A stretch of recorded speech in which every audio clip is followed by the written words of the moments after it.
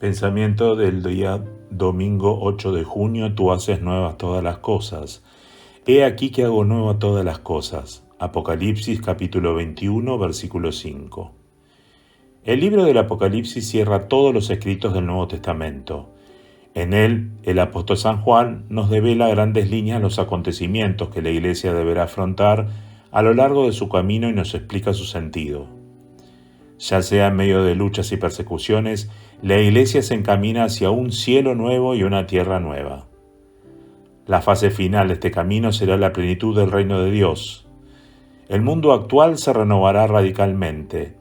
Existirá un mundo nuevo del que se excluirá todo lo que obstaculice la bienaventuranza y la plenitud de la vida. ¿Cómo vivir esta palabra de vida?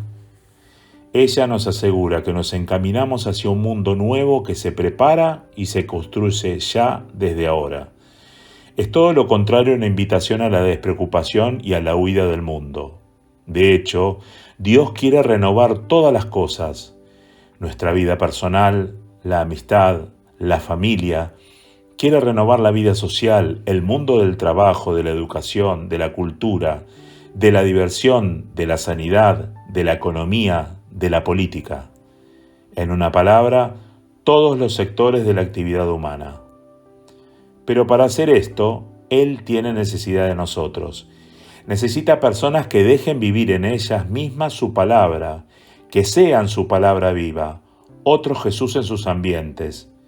Y ya que la caridad es la palabra que lo resume todo, tratemos de ponerla en práctica amando a los hermanos como a nosotros mismos. Advertiremos una continua renovación antes que nada en nuestro corazón y muy pronto la descubriremos evidente en torno a nosotros.